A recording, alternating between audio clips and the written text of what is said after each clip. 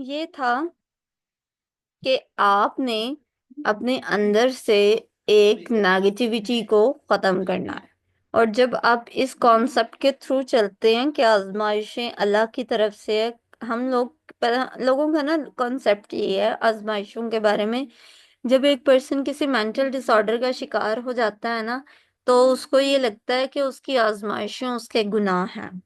या वो कह रहा होता है कि मतलब आजमाइशें अल्लाह ने दे दी हैं, तो आजमाइशें तो ये हैं कि मतलब मैं टूट जाऊंगा और अल्लाह मुझे पसंद नहीं करता है। So it's totally a wrong concept. आजमाइश कभी भी हमारे गुनाहों की जजा या सजा नहीं है, क्योंकि ये दुनिया बनी ही नहीं जजा सजा के लिए। This is just only a test. सिर्फ और सिर्फ ये तो मतलब एक मैदान है जहाँ पे हम टेस्ट देने के लिए आए हुए हैं। यहाँ पे अल्लाह ने अगर हमें जज़ा सजा दुनिया में देनी होती तो अल्लाह ने कयामत क्यों रखी हुई है? क्यों अल्लाह ने कहा जजमेंटल डे आएगा एक दिन, कि जिसमें मैं जो है वो एक अदल का, एक इंसाफ का एक मीजान बर्पा करूंगा। वहां पे अल्लाह ने देनी है, उसकी बेस के ऊपर हमारा काम है कि हम यहाँ पे सही वाले काम करें। अगर आप जो है वो अपना स्टैंडर्ड आपने रखा हुआ है जो अल्लाह को आपने पसंद होने वाला है, लोगों को नहीं। मैं अभी ना एक लिख भी रही थी कि रमजान, रमजान व्हाट इज रमजान, रमजान क्या है जी? कि रमजान आपको सिखाता है कि तुमने अपने रब की रजा की खातिर जो है वो खाने पीने को तर्क कर दिया। ना सिर्फ तुम्हारी यानी कि जिस्म की सारी चीजें हम लोग तर्क कर देते हैं, बल्कि बहुत सारी ऐसी चीजें होती हैं कि अल्लाह ने आपके नफ्स का हुक्म दिया कि आप जो है अपने नफ्स के ऊपर जो है वो उसको मतलब स्ट्रॉन्ग कर रहे हैं ना। हमें रोजा मतलब एक सिस्टम है, एक इम्यून सिस्टम को आपकी बॉडी को स्ट्रॉन्ग कर देता है कि आपकी बॉडी में इतनी सारी चेंजेस होती हैं जब आप जो है वो अपने रोजे को रखते हैं। अब ये भी एक सिस्टम के थ्रू है। अब यहाँ पे मतलब अगर आपने 1 सेकंड भी ज्यादा जो है वो खाना खा लिया तो आपका रोजा नहीं होता। आपकी यानी कि एक लॉ एंड ऑर्डर है ना, कि अल्लाह ने एक ऑर्डर सा एक बना दिया है कि तुमने जो है वो इतने टाइम तक सहर करना है, फिर उसके बाद तुम्हारा खाना पीना बंद हो जाएगा और इतने टाइम के ऊपर तुमने इफ्तार कर लेनी है। ये एक एनर्जी है, एक लॉ के थ्रू चल रही है। हम जब तक अपनी नेचर के लॉ के अकॉर्डिंग नहीं चलते हमारी जिंदगियां डिस्टर्ब हैं।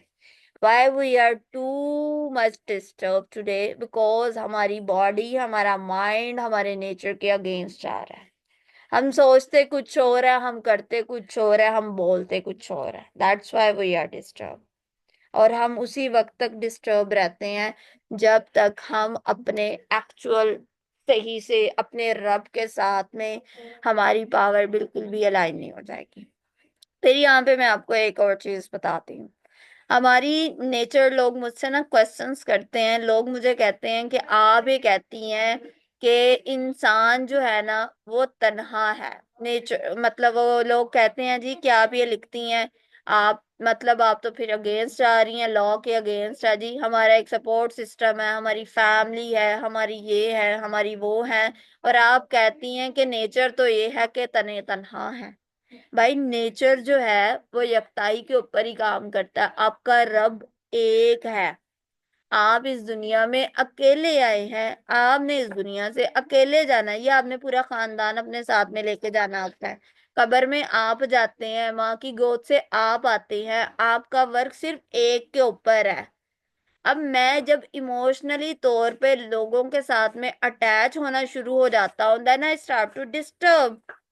अगर एक बंदा आपको सपोर्ट नहीं कर रहा, एक पर्सन आपको ये नहीं कह रहा है कि तुमने जो है मैं तुम्हारा साथ नहीं दे रहा हूं, ठीक है, वो आजाद है, खुद मुख्तार है। आप किसी को, आप उसकी आजादी को क्यों खत्म करना चाह रहे हो? आप अपनी डिसीजन मेकिंग की खुद आपके पास में पावर है। अगर वो पर्सन आपके साथ में नहीं बाउंड होना चाह रहा तो एक्सेप्ट कर लो इस बात को ना। अगर आप एक्सेप्ट नहीं कर रहे, that's why you are disturb. एक बंदा आपको कहता है कि तुम मेरे सामने से चले जाओ, तो चले जाओ आप कहेंगे नहीं मैं क्यों जाऊंगा, आप इसको ईगो का मसला बना के बैठ जाते हैं। और जब तक आप इस चीज को जो है वो मानेंगे नहीं, आप इसके अगेंस्ट चले जाएंगे, आप हमेशा डिस्टर्ब रहेंगे। और नाल दी दुकान खुली ये चीज होती है। Thoughts create reality. How is that possible? मैं जो सोच रही हूँ, मैंने सोचा कि मैं जो है वो अपनी जिंदगी में एक जगह पे पहुंचूंगी। या मैं सोचती थी कि मैं एक बहुत अच्छी थेरापिस्ट बन जाऊंगी। It's a bitter reality. मैंने अपनी जिंदगी में 17.5 ईयर की एजुकेशन के बाद भी साइकोलॉजी से 1 रुपया नहीं कमाया। पूरे 1 साल तक मैंने सिर्फ और सिर्फ अपनी एजुकेशन की, अपनी डिग्रियां मुकम्मल की जितनी एज अ क्लिनिकल साइकोलॉजिस्ट बनने के लिए जरूरी थी, और फिर उसके बाद मैं प्रैक्टिस करने चलेगी डीएचक्यू में। मैंने वहां पे एज अ जॉब होती है वो हमारी, यानी कि एज अ गवर्नमेंट सर्वेंट ही हम लोग काम करते हैं, लेकिन वो पेड नहीं होती क्योंकि हमारी गवर्नमेंट के पास में इतना फंड ही नहीं आता है कि वो मतलब इतने लोगों को पे कर सके। तो हम पूरी डिग्री रखते हुए भी हमारे पास हर तरह की अथॉरिटी होती है, हम वर्क कर रहे होते हैं गवर्नमेंट सेक्टर में, हम एग्जाम्स भी लेते हैं, लेकिन हमें पे नहीं मिलती है। चलो वो तो एक अलग बात है, इस बात का कोई रोना नहीं है। लेकिन मैं वहां पे जाती हूँ एक सिर्फ टीचर से पढ़ने के लिए, और वो टीचर मुझे पढ़ाने के बाद यहाँ से अपनी, आई थिंक 16 ईयर की मैम की होगी, और मैम निगहत की सर्विसेज, और वो यहाँ से कट ऑफ हो गई हैं, अब वो रसालपुर में चले गई हैं, जिन्होंने मेरी साइकोलॉजी की पूरी एक बेस बनाई। मैं एक अच्छी थेरापिस्ट बनना चाहती थी, मैं चाहती थी कि मैं उनकी तरह बन जाऊं और उन जैसी तो नहीं बन सकी, लेकिन ये है कि अल्लाह ने बहुत सारे ऐसे लोग जिनको मैंने ट्रीट किया, जिनका मतलब मुझे कोई ख्याल और गुमान नहीं था कि वो ठीक हो सकते हैं, और वो आज एक इतनी अच्छी लाइफ गुजार रहे हैं। मैं एक अच्छी थेरापिस्ट बनना चाहती थी, और मैं थेरापिस्ट बन गई। मैं चाहती थी कि मतलब लोगों को मैं एज अ हीलर के तौर पे अपनी जात को प्रोवाइड करूं, और आई कैन डू इट। मेरी सोच में, मेरे इस सिस्टम में कोई नेगेटिव वाइब्स नहीं थी, कोई शक नहीं था, कोई मुझे फियर नहीं था। जब तक मेरे अंदर नेगेटिविटी होती, कोई मेरा फियर होता। अब मैं बिल्कुल टोटली न्यूली फ्रेशली बंदी हूँ, और टोटली फ्रेश बंदा हो के मैं एक टोटली एक न्यू सेक्टर में जाके बैठ जाती हूँ। मुझे कौन फैसलाबाद में जानता था, या मुझे कौन ऑनलाइन जानता था? कोई भी नहीं जानता था। मैंने तो कभी सोचा भी नहीं था कि मुझे इतने लोग जानेंगे। I will never ever. मैंने तो कभी नहीं ये गुमान किया था, लेकिन आपका एक इंट्यूशन, आपका वजदान, आपकी रब के साथ में आपकी जो है कनेक्टिविटी, आपकी नीयत, आपकी बिलीफ सिस्टम, उसकी वजह से, जिसमें किसी भी तरह की मिलावट नहीं हो, किसी भी तरह की लाइक मिक्सिंग ना हो, कोई फॉल्टी चीज ना हो, आपकी वो चीज रियलिटी बन गई। कि आज अल्लाह का इतना करम है कि मैं पीएचडी के 2 मेरे स्टूडेंट्स हैं, एक मेरा डॉक्टर स्टूडेंट्स है जिसको मैं पढ़ा रही हूँ। एक ये बहुत बड़ी बात होगी। The power of intention. मेरी पावर क्या है? अगर मेरे अंदर ग्रेटिट्यूड है, पॉजिटिविटी है, अगर मेरे अंदर पेशेंस है, अगर मेरी पॉजिटिविटी की, अगर ग्रेटिट्यूड में एक बहुत पावर होती है शुक्रगुजारी। हम क्या करते हैं? हम दिन में 600 बार नाशुक्री करते हैं, फिर हम 600 बार नाशुक्री करने के बाद लोग कहेंगे हाँ शुक्र है अल्लाह दा, जैसी गुजर जावे चंगी माड़ी गुजरी रही।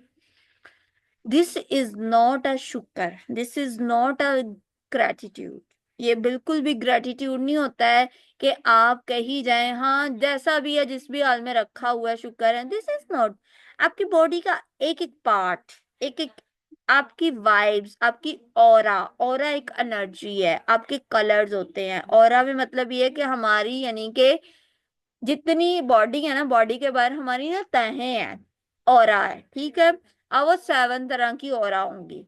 अब हर ऑरा का अलग अलग कलर होता है, और हर ऑरा अलग अलग चीज के लिए काम करती है। कोई स्पिरिचुअल है, कोई मेंटल है, कोई आपको जो है वो फिजिकल है, किसी की जो है इमोशनल है। ये सारी हर ऑरा के अलग अलग नाम है, और वो ऑरा ही आपके, वो होती है आपकी इमोशनल पावर।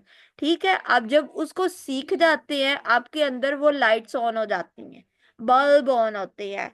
अगर आपके अंदर वो लाइट्स होंगी और आप सेम जगह के ऊपर उसी एनर्जी को अट्रैक्ट कर जाएंगे, आपके अंदर वो लाइट पैदा हो जाएगी, और आप उस सेम एनर्जी को अपने साथ में अलाइन करने लग जाते हैं।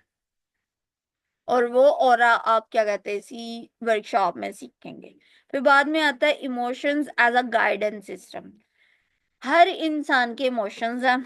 इमोशंस होते हैं जी, वैसे कहा जाता है कि हमारे बहुत सारे इमोशंस हैं, अनलिमिटेड हैं, जो काउंट नहीं किए जा सकते हैं। और फिर बाद में आते हैं इसमें 32 इमोशंस, फिर 32 के बाद हम लोग और ज्यादा कंजस्टेड अगर इसको कर देते हैं, फिर वो बन जाते हैं around about I think 7 to 8 या 9 इमोशंस हमारे वो बनते हैं। अब हर इमोशंस की एक पावर है। इमोशंस को अगर आप इमोशनल इंटेलिजेंस सीख जाते हैं, आपको कोई भी इंसान डिस्टर्ब नहीं कर सकता। आपने देखे होंगे पॉलिटिशियंस, आपने देखे होंगे बहुत सारे क्रिकेटर्स, बहुत सारे नामी गिरामी लोग देखे होंगे, इनके पास क्या होता है? इनको लोग गालियां भी दे रहे हैं, इनको लोग बुरा भला भी कह रहे हैं, इनको मतलब कोई इनको हिट टारगेट किया जाता है, लेकिन ये बहुत उस टाइम पे एक काल्मिंग पोजीशन में होते हैं। Why, how is that possible? क्योंकि उन्होंने अपने इमोशंस को अपनी एनर्जी के साथ में, जो कि पॉजिटिव है, उसके साथ में अलाइन किया हुआ है। उन्हें भी गुस्सा आता है, उन्हें भी रोने का दिल करता है, उनकी जिंदगी में भी दुख होंगे, उनको भी भूख लगती है। मुझे ना मेरे कजन ने ना तकरीबन आप कह लें कि 6 साल पहले की बात होगी, उसने मुझे ना तब कहा था, उसने कहा जितने भी तुम्हारे इमोशंस है तुम्हें इसके ऊपर कंट्रोल होना चाहिए। तुम्हें भूख लगी है, तुम्हें सेक्सुअल नीड्स है, उसने इसका तो नहीं अलबत्ता कहा था, because definitely he is a male and my brother just like. तो उसने कहा था तो मतलब तुम्हें भूख लग रही है, तुम्हारा सोने का दिल कर रहा है, तुम्हें प्यास लगी हुई है, और तुम्हें जो है वो बहुत ज्यादा गुस्सा आ रहा है, जो भी मतलब तुम्हारी जितने भी इमोशंस है ना, हर चीज के ऊपर कंट्रोल हासिल करो। मुझे तो उस टाइम इतनी साइकोलॉजी, क्योंकि मैं तो उस टाइम बीए की स्टूडेंट थी और बेसिक्स पढ़ रही थी, तो इन चीजों की इतनी हाव ना होनी थी। उसने कहा जब तुम इन सारे इमोशंस को एक अपने यानी कि कंट्रोल में ले आओगे ना, तुम हर जगह हुक्मरानी कर सकते। अच्छा, वो चीजें अब मुझे समझ आती हैं कि हाँ, इज इट पॉसिबल, या पॉसिबिलिटी है कि आप अगर अपने इमोशंस के साथ में अपने अलाइन हो जाते हैं, तो आप हर चीज पे हुक्मरानी कर सकते हैं।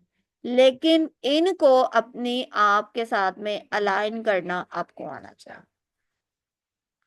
Visualisation and belief. हम में से हर इंसान जब तक अपने गोल को विजुअलाइज नहीं करेगा, उसे कभी भी डेस्टिनी।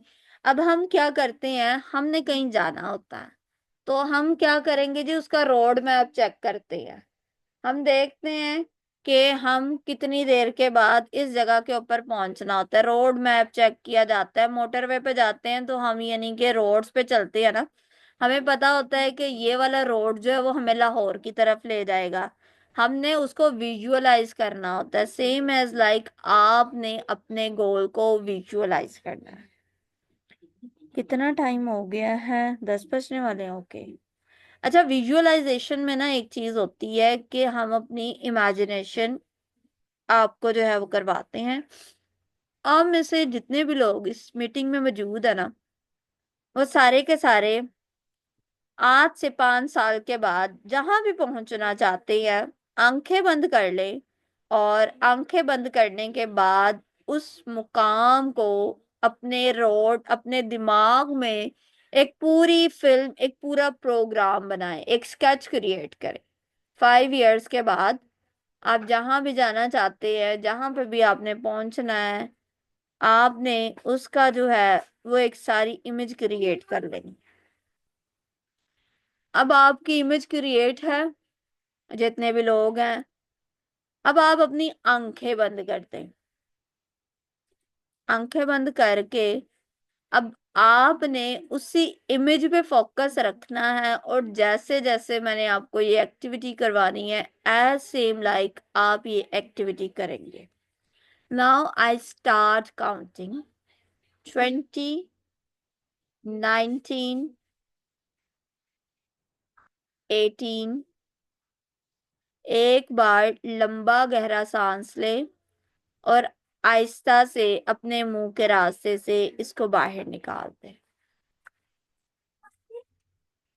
नाक से लंबा सांस लेना है, 1-2 सेकंड होल्ड डाउन करना है, और फिर इसको आहिस्ता से अपने मुंह के रास्ते से बाहर निकाल दे।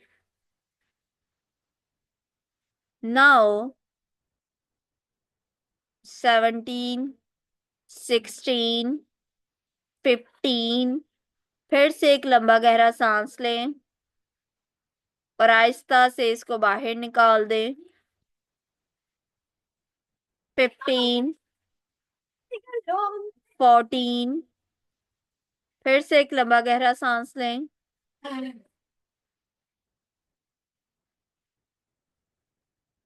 13, 12, 11।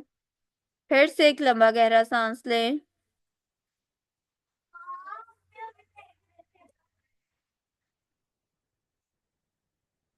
10, 9। आपकी पिक्चर आगे पीछे नहीं जानी चाहिए, आपकी टोटली पिक्चर आपके सामने होनी चाहिए। स्केच आपका खराब नहीं होना चाहिए। 8। फिर से एक लंबा गहरा सांस लें।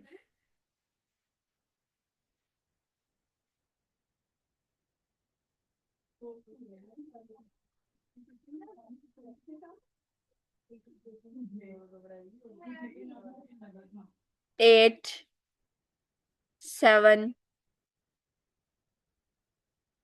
5, 4, 3। फिर से एक लंबा गहरा सांस लें। 2, 1।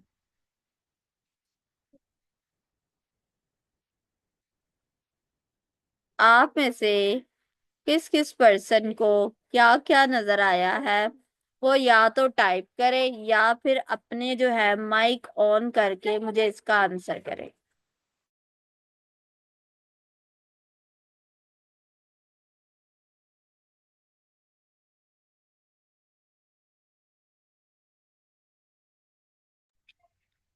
जी बताएं किसको क्या क्या नजर आया।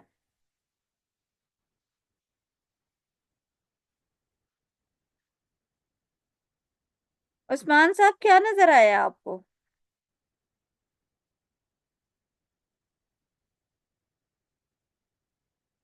आई विजुअलाइज माई ओन होम, क्योंकि आपने अपना घर खरीदना है ना।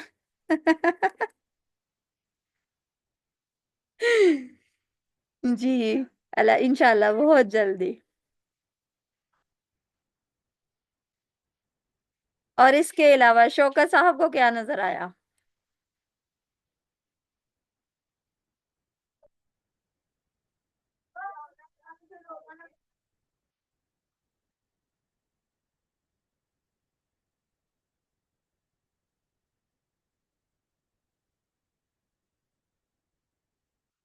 इसके अलावा किसी ने भी विजुअलाइज नहीं किया।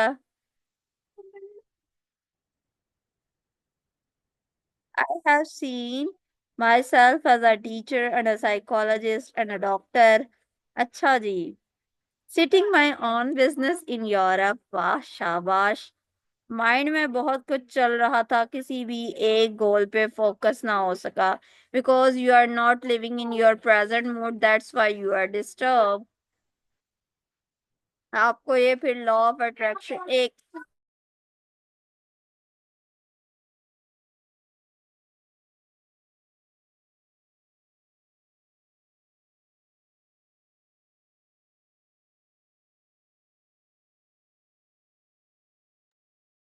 सुकून मिला आपको। उसामा, आप जरूरी है वर्कशॉप जरूर ज्वाइन करें। ठीक है, ताकि आप जो है अपने प्रेजेंट मूड के साथ में आ जाए। जिन लोगों को नजर आया है, जिन लोगों का गोल टोटली सेट है, उन लोगों को हर चीज नजर आई होगी और उनके वो माइंड सिस्टम में वो चीज चल रही होगी। इसका मतलब है कि जिनको नजर आया they are living in their present mood, और जिन लोगों को नहीं नजर आया, जिनको जो है फोकस नहीं हो पाया, उनको जरूरत है वो कंसल्टेंसी लें और अपना जो है वो जरूर इलाज करवाएं।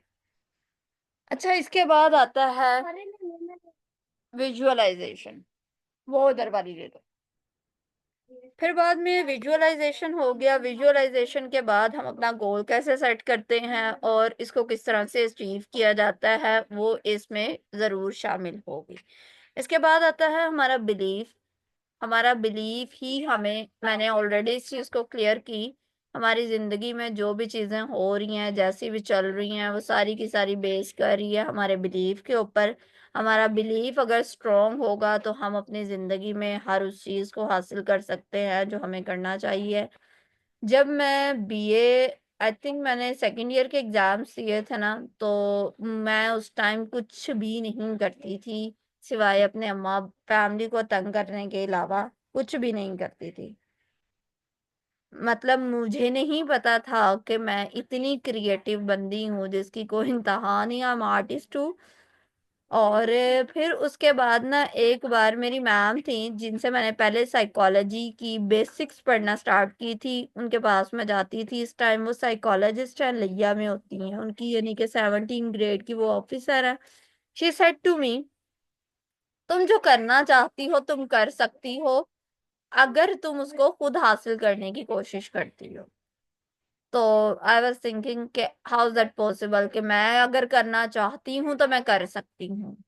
तो मैंने फिर ये सोचा कि अगर मैं अपनी जिंदगी में कोई चीज हासिल नहीं कर पा रही हूँ तो बेसिकली उसके पीछे रीजन कोई और नहीं बल्कि मेरी अपनी ही जात है।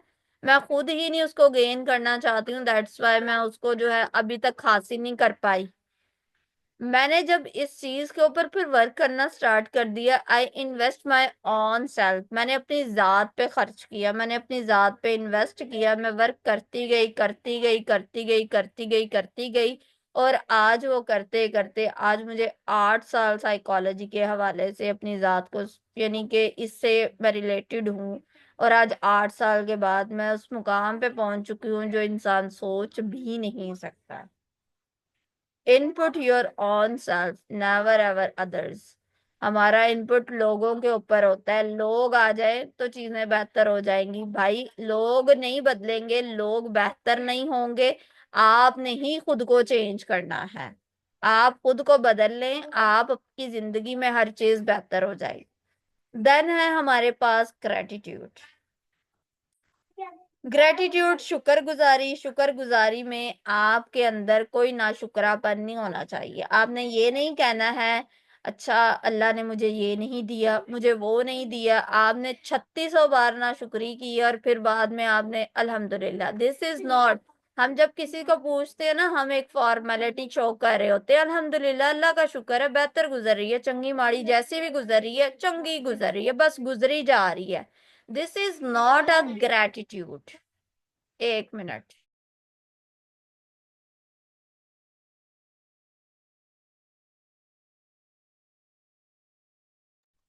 आपने उसको लाइक टोटली जो है ना, वो अपने अंदर से ना शुक्रेपन को खत्म कर देना। आप जब तक अपनी जिंदगी में नाशुक्रा आपके अंदर होगा, ये नहीं है, ये नहीं है, पैसे नहीं है, औलाद नहीं है, माँ बाप नहीं है, ये नहीं मिला, उसने मेरे साथ में गलत कर दिया। You always like talk about जो अल्लाह ने आपको दी ही नहीं। कैन यू एवर, आपने कभी सोचा भी कि अल्लाह ने आपको क्या कुछ अता किया है? Can you think about it? I always said to my Allah तबारक व तआला, या अल्लाह शुक्र है तेरा। I always said thank you. हम थैंक यू कभी नहीं करते हैं। हम कभी भी, मतलब किसी ने आपको पानी का ग्लास पिला दिया, किसी ने, अल्लाह ने आपको जो है, आपको एक चाय का कप चाहिए था, आपको चाय का कप मिल गया, आपको खाने की जरूरत है, आपको खाना मिल गया। Can you think about it कि आपने कभी अपने रब को शुक्र अदा किया? आपने कभी थैंक यू करने की पावर को पैदा किया?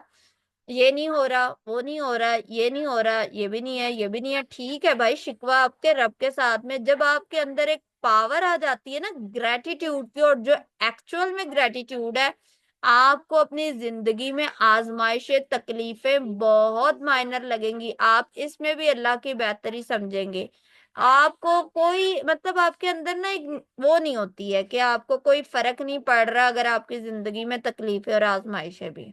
You said okay, it's okay, Allah ने इसमें भी बेहतरी रखी होगी। ये सारी चीजें हैं। और ये इस पिक्चर में आपको यही चीज दिखाई गई कि एक इंसान के अंदर जब वो अपने आप को मेडिटेट करता है तो यूनिवर्स में जितनी पॉजिटिव चीजें उसके साथ में हो रही होती हैं, वो उन सारी चीजों को अट्रैक्ट करना शुरू कर देता है। Steps of law of attraction.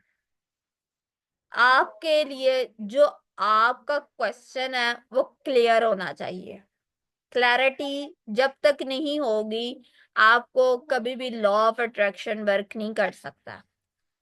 आपने शक शुबा नहीं पैदा करना। मेरा जो भी सवाल है वो चाहे मेरे किसी इंसान से पूछना है, कहीं जाने का है, किसी चीज को गेन करने का है, किसी अपॉर्चुनिटी को, मैंने उसको टोटली क्लियर आस्क करना है, मैंने पूछना है। मेरा क्लियर गोल होना चाहिए। मेरे गोल में लोगों से पूछा जाए ना, व्हाट इज योर गोल, उनका गोल ही क्लियर नहीं होता। उनकी डेस्टिनी पे तो भाई तब पहुंचेंगे ना जब आपका गोल क्लियर होगा। 1 मिनट जरा।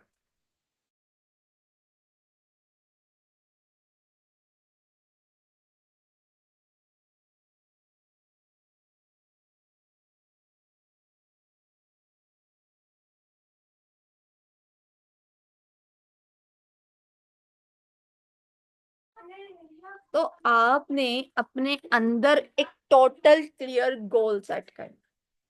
गोल्स कैसे सेट किए जाएंगे ये आपको वर्कशॉप में बताया जाएगा। आपका बिलीफ, आपका बिलीव होना चाहिए कि मैं जिस चीज को हासिल करना चाहता हूँ वो मैं हर हाल में गेन कर सकता हूँ। उसमें कोई शक नहीं, उसमें कोई टेंशन नहीं, उसमें कोई फियर नहीं, उसमें मतलब कुछ भी नहीं नेगेटिव होना चाहिए। उसमें सिर्फ और सिर्फ पॉजिटिविटी होनी चाहिए। जब आपके बिलीफ क्लियर होगा, आपको यकीन होगा, आपके यकीन की ताकत आपको मिलवा देती है। आपने ये देखा होगा कि कुछ लोगों के ना बहुत स्ट्रॉन्ग बिलीफ पैटर्न्स होते हैं।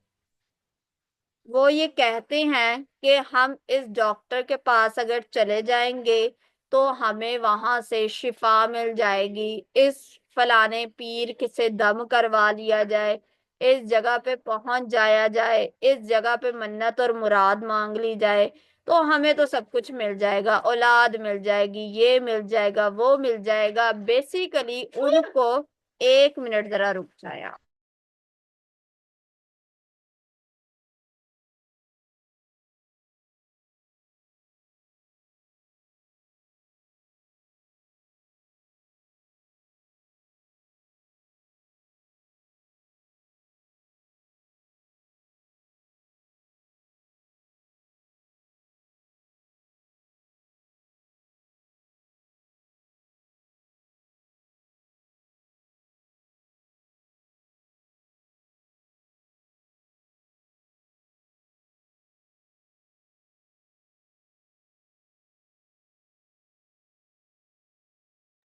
फिर उसके बाद आपने जब उस 100% क्लियर बिलीफ के साथ में जब आप काम करेंगे ना, तो आपके साथ में आपकी जिंदगी में चीज आपको मिल जाती है। वो डॉक्टर कहता है जी कि हमें, हम लोग कह रहे होते हैं कि इस जगह का पानी पियाएं, इस जगह की मन्नत मांगाएं, औलाद हो जाएगी। आपको उस जगह से, ठीक है, मैं ये नहीं कहूंगी कि मतलब वहां पे जाने से या वहां से चीज का हो के आने से आपको नहीं मिलती है।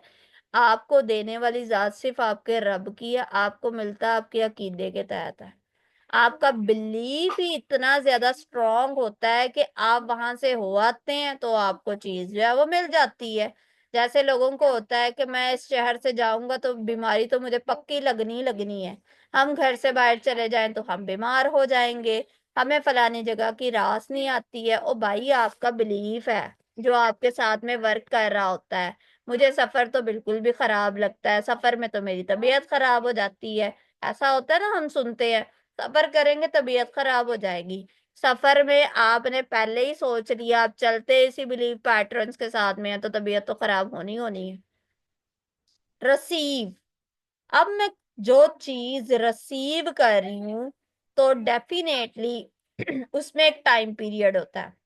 मैनिफेस्टेशन आपको कहती है कि जब आपके गोल सेट क्लियर है, आपका यकीन टोटली क्लियर है, अब आपको जो भी मिलना है उसको मिलने में एक वक्त लगता है। हमारा काम होता है कि हमने वर्क करना है। अब वर्क करने के बाद आपने छोड़ देना होता है। अगर आप, एक ना इंसान की एनर्जी होती है रेजिस्टेंस की।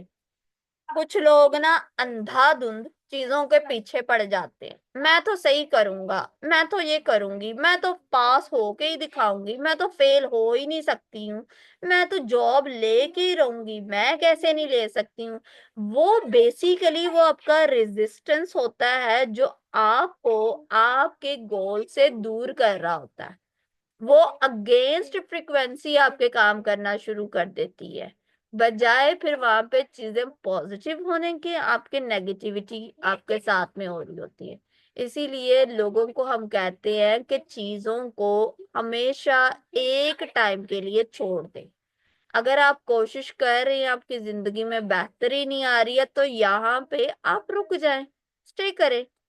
आप मतलब उसके पीछे ना पड़ते जाएं। अगर इससे इम्प्रूव नहीं ना करें तो खामोशी इख्तियार करें, स्टे कर रहे हैं।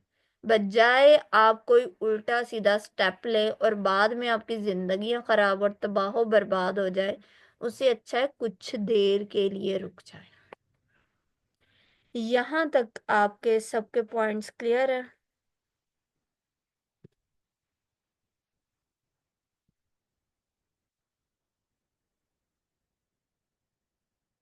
वो तो आपने बन जाना इमरान साहब। इमरान साहब भी चाइना में होते हैं और ये माशाल्लाह से रिसर्चर है। ये इनकी पीएचडी के लास्ट टाइम पीरियड चल रहा है। जितने भी लोग हैं इनके लिए जरूर दुआ कीजिएगा। अच्छा, यहाँ पे फिर बाद में आता है practical steps to apply the law of attractions. अब हमने देखा जी लॉ ऑफ अट्रैक्शंस में चीजें कैसे वर्क करती हैं। अब बाद में आती है हमारी प्रैक्टिकली तौर पे चीजों को परफॉर्म करना। पहले गोल सेट, जिसको हमने टोटल क्लियर किया। अपने अंदर कोई शक नहीं, कोई शुबा नहीं, 100% मेरा गोल क्लियर होना चाहिए। और गोल हमेशा आपका अपना होता है, किसी और का नहीं होता। मेरे अम्मा अब्बा क्या बनना चाहते थे, क्या मुझे देखना चाहते थे, मैं उसके ऊपर वर्क नहीं करूंगी। मैं क्या बनना चाहती हूँ, मैं सिर्फ उसी के ऊपर वर्क करूंगी। वो क्लियर है, उसमें कोई शुबा नहीं है। देन फिर मैंने उसको विजुअलाइज करना। विजुअलाइजेशन कैसे किया जाता है, आपके गोल्स कैसे, मतलब आप उसको, मैंने आपको क्रिएटिव विजुअलाइजेशन की एक टेक्निक करवाई है। अब आप इसको किस तरह से और कितनी देर तक आपने करना है, वो सारा इस वर्कशॉप में होगा। फिर बाद में एफ्रीमेशंस। एफ्रीमेशंस होती है पॉजिटिविटी, कि मैं जिंदगी के हर मामले में पॉजिटिव ही रहूंगी। मेरे अंदर नेगेटिविटी नहीं आनी चाहिए। मेरे अंदर बिल्कुल भी, का मतलब मैंने सेट कर लिया जब चीजों को, तो मैं शक और शुबह में मुब्तला नहीं होंगी।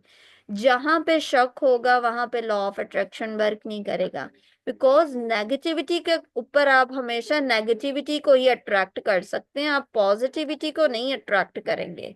फिर बाद में हम लोगों को सिखाते हैं ग्रेटिट्यूड करना। फिर ग्रेटिट्यूड होने के बाद टेक इंस्पायर्ड एक्शन। मेरा एक्शन जो मेरे गोल की तरफ एक्यूरेट हो, एग्जैक्ट हो, मैंने वो स्टेप लेना है। अब अगर मैं, अभी मैंने सोचा है जी कि एक्यूरेट, अच्छा मैंने आपको बताया कि मैंने बीएनएलपी किया। जब मैंने बीएनएलपी किया था ना, तो बीएनएलपी की फीस बहुत ज्यादा है। बीएनएलपी यानी कि उस टाइम पे 1,80,000 का है। और 1,80,000 वो भी सिर्फ और सिर्फ 2 मंथ का होता है। और इसके बाद जी आप इसकी प्रैक्टिस करते हैं। जब मैंने इसको, और लोग इसको काफी देर के बाद अप्रोच करते हैं, बिकॉज डेफिनेटली हमारी 1 साल की या 2 साल की डिग्री की इतनी कॉस्ट होती है और बीएनएलपी का इतनी कॉस्ट थी। तो मैंने जब बीएनएलपी किया ना, तो मैंने अपने दिमाग में सोचा हुआ था कि मैंने जो है वो इसको करने के बाद इतने ही टाइम पीरियड में सेम इसी अमाउंट को वापस अपने पास लेके आना है। कहाँ से आनी है मुझे ये नहीं पता था, बट मैं इसको दोबारा से अपने पास वापस ले आऊंगी। और मैंने इसी के बाद फौरन से सीबीटी करवाया, और सीबीटी की मेरी 10 सीट्स टू 12 सीट्स जो है वो फिक्स्ड हो गई। और जो फिक्स्ड हुई है मुझे नहीं पता, मैंने उसकी कोई प्रमोशन नहीं की, कुछ भी नहीं किया, सिर्फ 2-3 बार पोस्ट लगाई है बस। मैंने उसको जो है अचीव कर लिया गोल। और उसके पीछे, उस अमाउंट को हासिल करने के पीछे भी मेरा एक बहुत बड़ा एक मकसद था, जो अल्लाह ने चाहा तो वो कुछ टाइम के बाद फुलफिल हो जाएगा। तो उसके लिए मैंने उस अमाउंट को गेन किया। अगर आपकी इंट्यूशन, आपकी वाइब्स पॉजिटिव है, आप किसी नेक मकसद के तहत है, आपकी नीयत बड़ी अच्छी है, तो उसके लिए एनर्जी आपके लिए क्यों काम नहीं करेगी। अगर आप कहीं शक के साथ में किसी चीज को हासिल करने की कोशिश कर रहे हैं, आप उसको गेन नहीं कर सकते हैं। आपके अंदर शक नहीं होना चाहिए। फिर इसके बाद है रिलीज रेजिस्टेंस। आपने रेजिस्टेंस को अपने अंदर से रिलीज करना है। कोई शक नहीं आपके अंदर होना चाहिए, आपको कोई फियर नहीं होना चाहिए, आपके अंदर कोई डाउट्स नहीं होने चाहिए। आपको अपनी जात पे यकीन होना चाहिए कि मैं ये काम कर सकता हूं। Then you can do it through law of attraction. यहां तक हो गए आपके क्लियर। अब रह गए हैं साइंटिफिकली पर्सपेक्टिव। अब लॉ ऑफ अट्रैक्शन, कुछ लोग कहेंगे कि मतलब ये कैसे एनर्जी है। आपकी हर जात में एक एनर्जी है, एक पॉजिटिविटी है। हम अपनी जिंदगी में, आप ये देखिएगा, जो लोग पॉजिटिव होते हैं वो कभी भी तन्हा नहीं पाए जाते हैं। उनके पास हजूम होता है, लोगों की आस और उम्मीद उनसे वाबस्ता होती है, बिकॉज दे आर ब्लेस्ड। वो बंदा, उसकी जिंदगी में मुश्किलात आएंगी, परेशानियां आएंगी, वो बड़ी आसानी के साथ में उन मुश्किलात से गुजर जाएगा। कैसे गुजर जाएगा? उसके लिए अल्लाह आसानी की आजमाइश डालेगा। उसकी थिंकिंग बड़ी पॉजिटिव होगी, वो ग्रेटिट्यूड करेगा, उसको मुश्किल भी आसानी के साथ में मिल जाएगी। वो अपनी जात के ऊपर उसका एतबार होगा। I can do it. वो बंदा डूब भी रहा होगा ना, वो फिर भी कह रहा होगा कोई मसला नहीं, अल्लाह बेहतर करेगा। उसको कोई टेंशन और परेशानी नहीं होगी। आप कभी भी उसके पसीने छूटते हुए बंदे के नहीं देखेंगे। फिर उसका फोकस होता है, जितना मेरा क्लियर फोकस है मैं उतनी जल्दी चीजों को अट्रैक्ट कर सकती हूँ। अगर मेरा फोकस क्लियर नहीं है, मेरे न्यूरॉन्स न्यूरॉन्स की एक एनर्जी है। आप जब तक कभी भी यानी कि नेगेटिव में रहते हैं ना, आपके न्यूरॉन्स का साइज छोटा हो जाता है। जब वो न्यूरॉन्स ओपन हो जाते हैं, जब वो अपने प्रेजेंट में रहना शुरू हो जाते हैं, और जब वो प्रेजेंट में रहते हैं, आपका फोकस का जो होता है, वो आपकी मसल मेमोरी और ज्यादा ओपन हो जाती है। यहाँ पे ना मैं आपको तीन चीजें बताती हूँ, विश, डिजायर और मस्कुलाइन एनर्जी के बारे में। विश क्या है? मैं किसी चीज को गेन करना चाहती हूँ, किसी मुकाम पे हासिल जाना चाहती हूँ। और फिर उसके बाद आती है डिजायर, मैंने ये चीज हासिल करनी है। मेरी वो डिजायर हो सकती है, मैं उसके ऊपर वर्क कर रही हूँ, बट वो चीज हो नहीं रही है, बिकॉज मेरी जो मस्कुलाइन एनर्जी है वो उसके साथ में अट्रैक्ट नहीं की। अल्लाह से आपकी मतलब अलाइनमेंट जो होती है ना, एक चीज होता है ना कि हम अपनी जिंदगी में सोचते हैं और चीज हो जाती है। How is that possible? Because मेरी इंट्यूशन, मेरी वाइब्स मेरे रब के साथ में अटैच है। अब मैं सोच रही हूँ चीजें हो रही हैं, मैं सोच रही हूँ चीजें हो रही हैं, बिकॉज मेरी जो एनर्जी है वो टोटली डायरेक्ट